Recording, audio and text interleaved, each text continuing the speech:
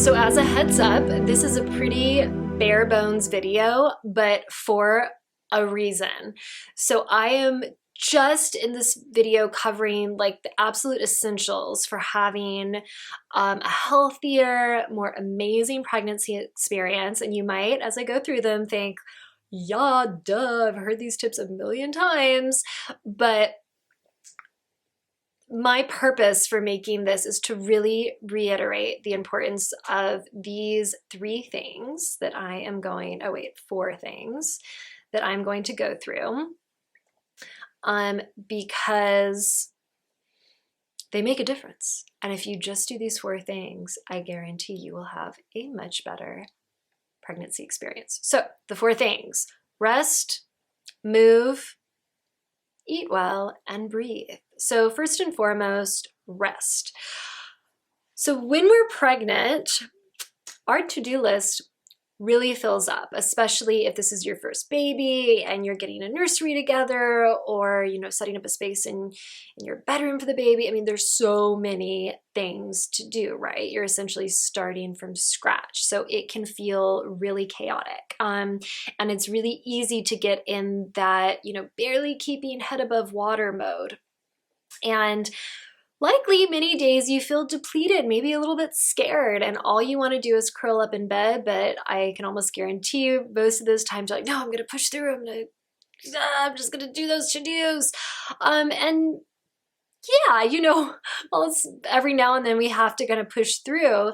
Pregnancy is such an amazing time to give in to that fatigue, to say, all right, my body or my mind or both are giving me the very clear message that they need downtime, that they either need to sleep or they need to just curl up in bed and read a book or watch a show.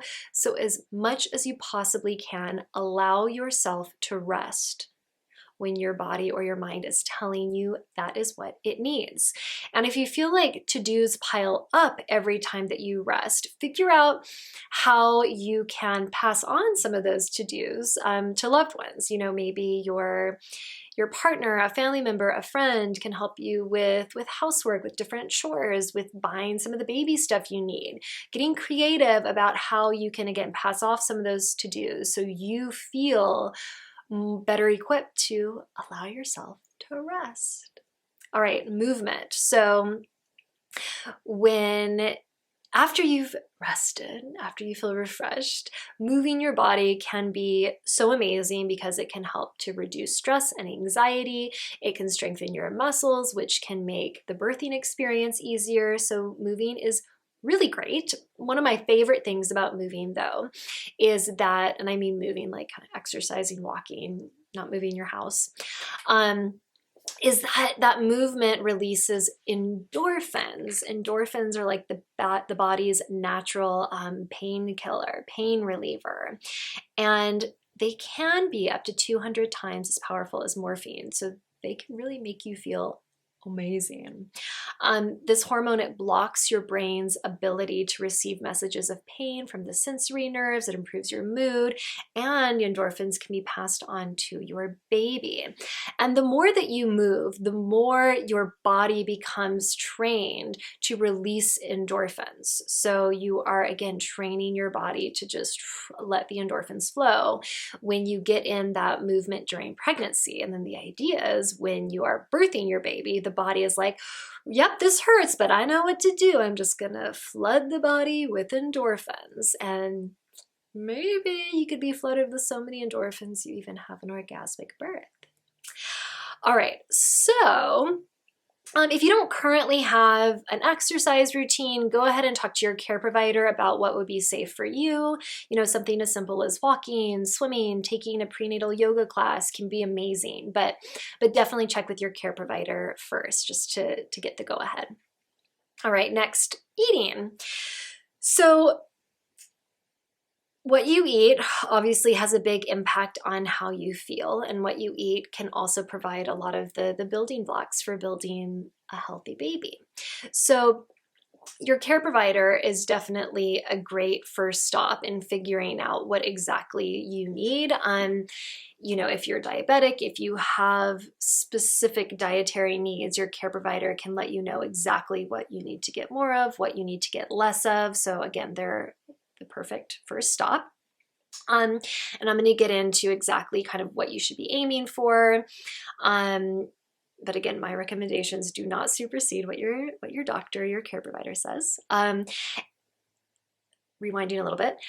So with those meals, because heartburn can be a real bummer during pregnancy, if you're able to opt for eating about 6 small meals during the day instead of 3 big meals, because those big meals can really trigger a lot of heartburn. But again, those more frequent, smaller meals can make it easier for your body to digest that food.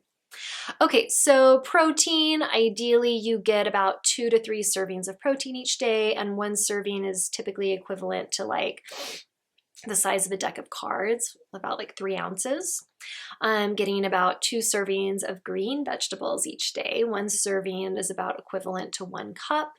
3 servings of orange and yellow veggies. 1 serving of these is typically equivalent to a half cup.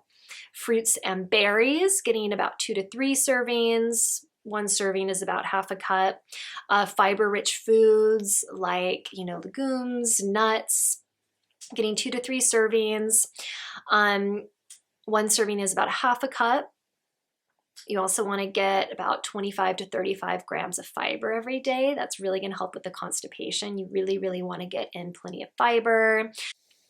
Whole grains, you want to get about 3 servings of whole grains. 1 serving is about 1 cup or like 1 slice of toast.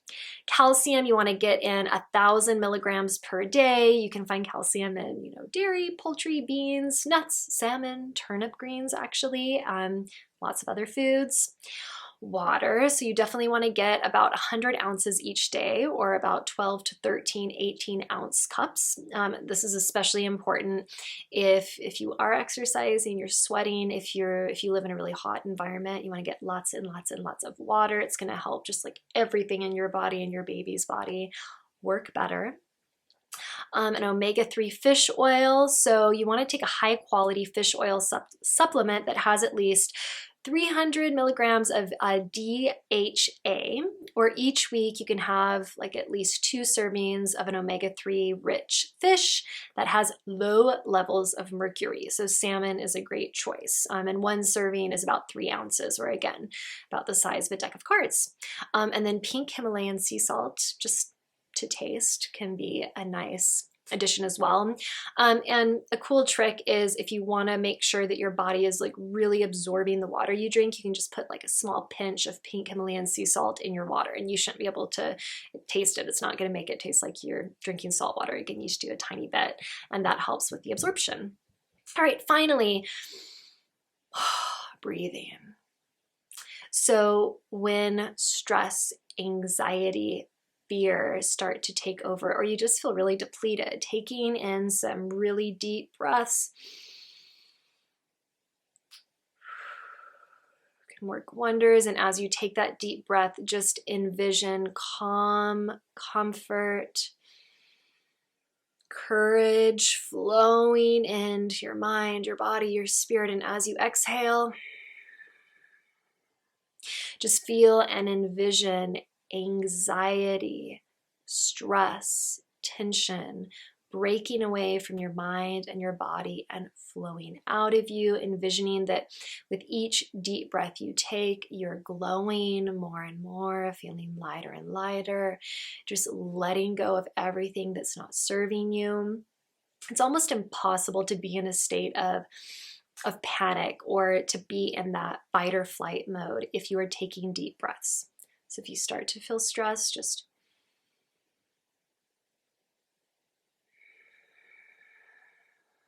and practicing deep breaths, getting really good at it during pregnancy, I can almost guarantee is going to make childbirth easier, because that is one of the most effective pain relieving tricks that I use during childbirth is deep breathing.